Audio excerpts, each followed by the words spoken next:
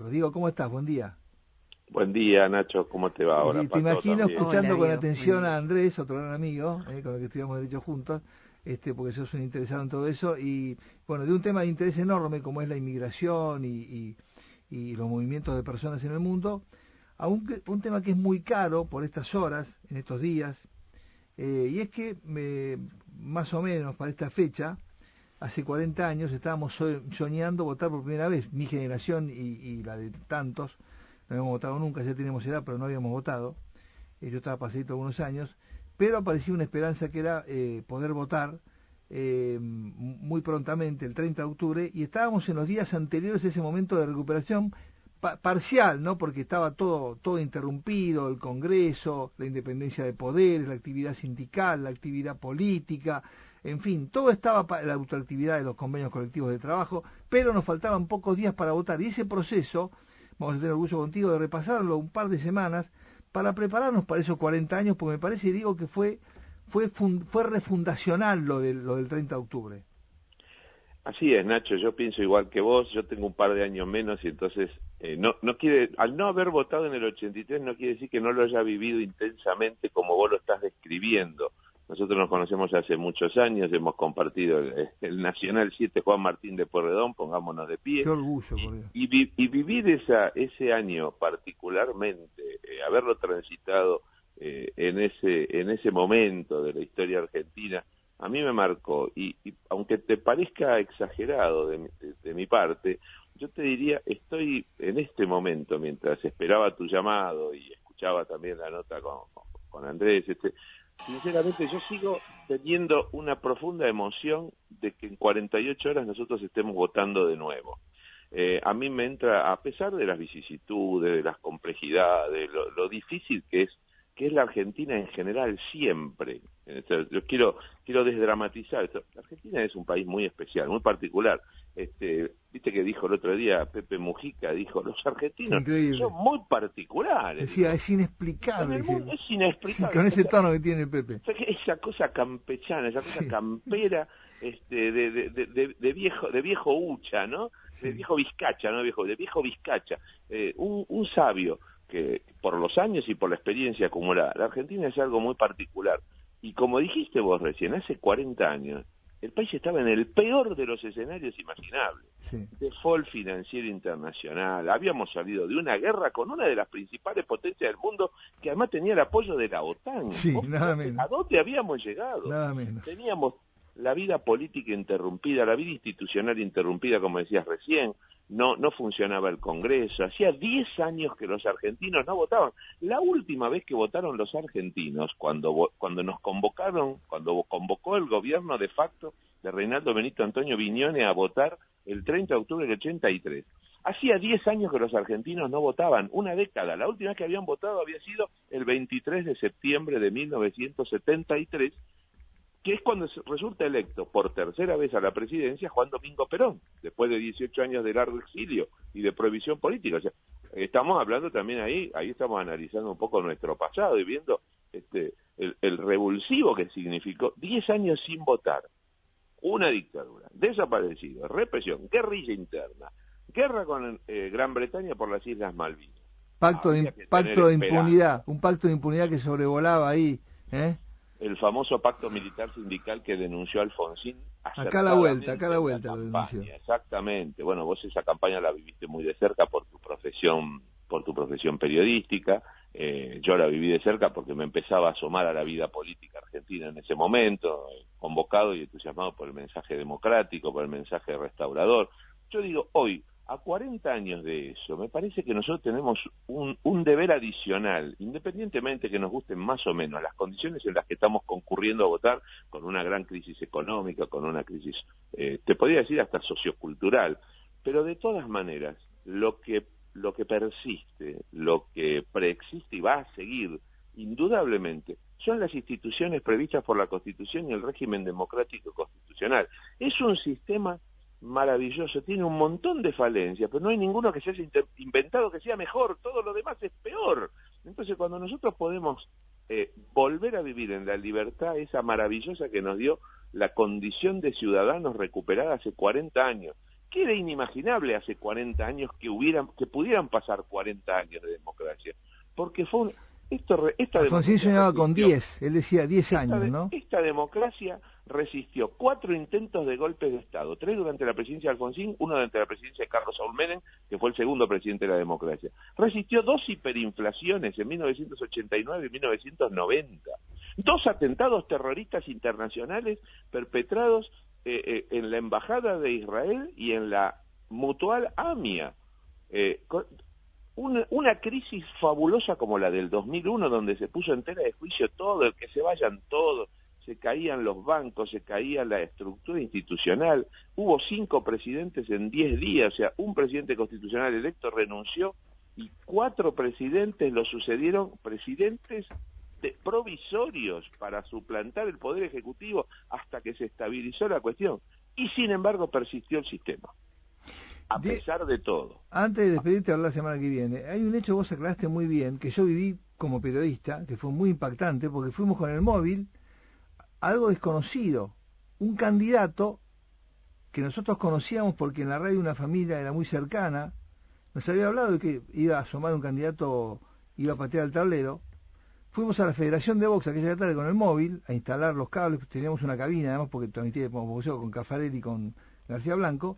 Pero fuimos con el móvil y ya nos costaba ir por Rivadavia y doblar en Castrobarro, nos costó muchísimo llegar con el móvil. Claro. Y bueno, ahí aparecía en plena, ya estaba Pajarito Viñones que había anunciado que íbamos a votar, pero que no había levantado la veda. Vos me aclaraste eso. Contame esas horas y esa irrupción. Yo digo, no fue el cajón de Herminio. La irrupción de Alfonsín desde el primer momento el peronismo dijo, este tipo nos va a ganar.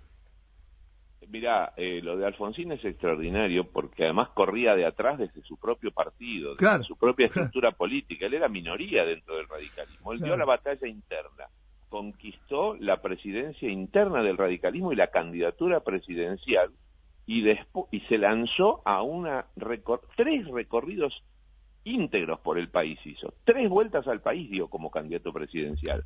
Una cosa inédita, desconocida hasta entonces. Y el acto al que vos te referís del 15 de julio de 1982, al que yo no fui, pero que seguí muy atentamente, es un acto que se realiza casi como una compadrada, porque hay que acordarse lo que fue ese 82.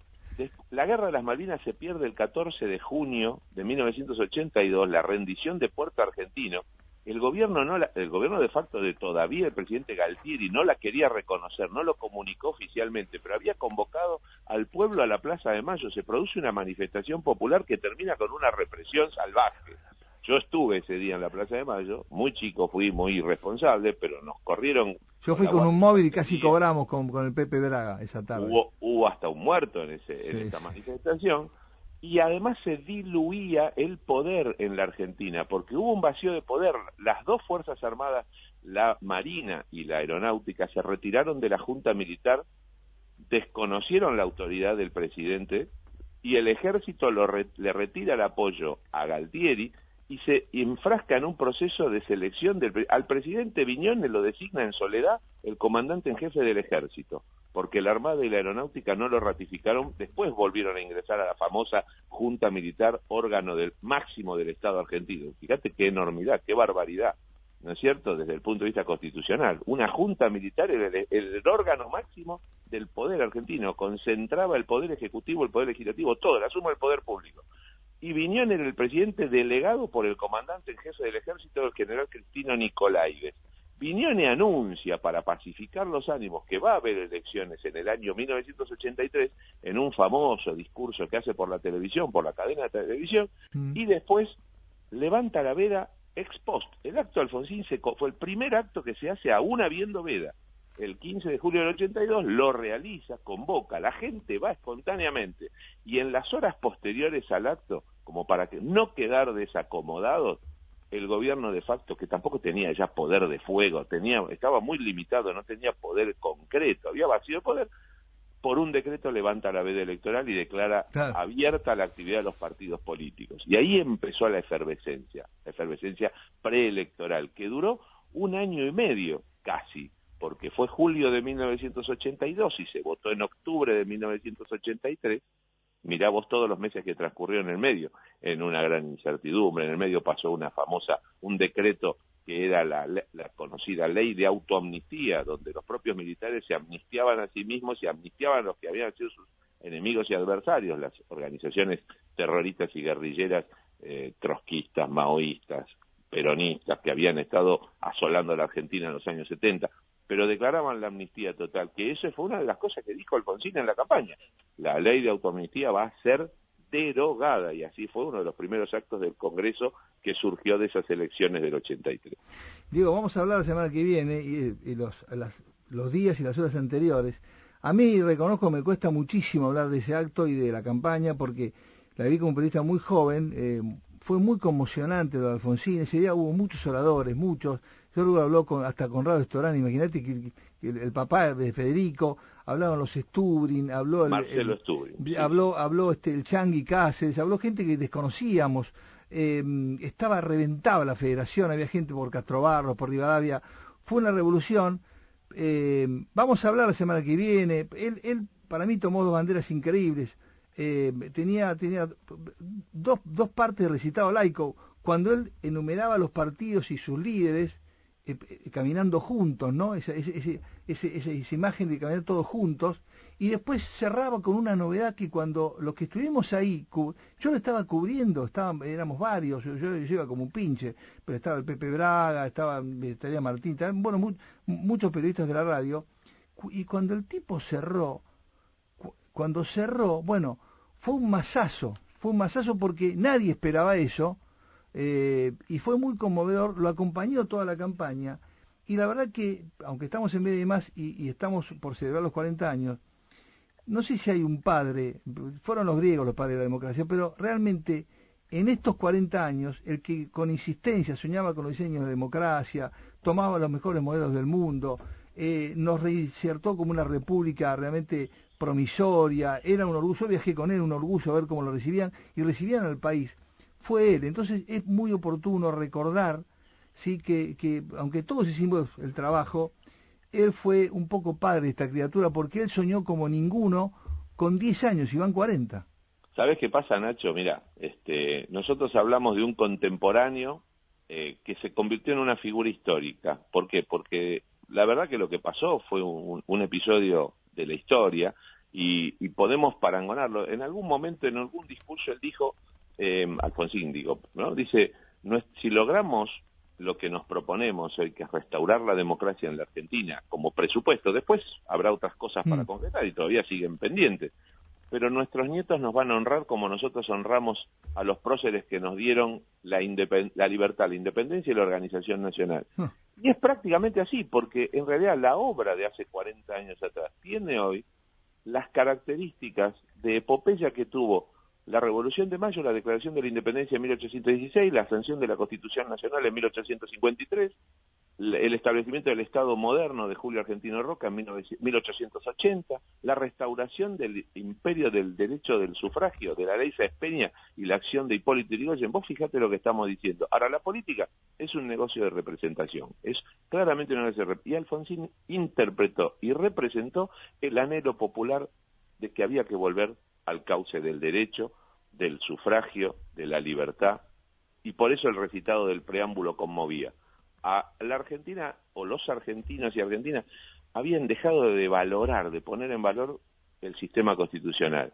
Pero algo pasaba, porque que un tipo que tenía tan poco recorrido, muchos años de política, pero era una especie de outsider en ese momento en la política, recitar el preámbulo de la Constitución Nacional, que nosotros lo habíamos estudiado de chico en la escuela, lo teníamos que memorizar, y la gente lo repetía a la par que lo decía él desde el micrófono. Quiere decir que había un anhelo, había una necesidad de que algo lo representara eso. Y él supo representarlo y nos dejó esto, que lo tenemos que mantener, lo tenemos que defender, lo tenemos que sostener y, por supuesto, lo tenemos que mejorar y perfeccionar. Nunca vamos a llegar a la perfección total, pero es el más perfectible de todos los sistemas. Diego, gracias por esto. Vamos a ver, hasta el 30 y el 30 mismo, honrando a aquellos hombres que recuperaron la democracia, los que cayeron por hacerlo, y estos 40 años. ¿Sí? Un honor, un orgullo escucharte y tenerte. Hablamos la semana que viene. Yo te agradezco, para mí siempre es un placer hablar con ustedes. Un beso a Pato, un abrazo para vos.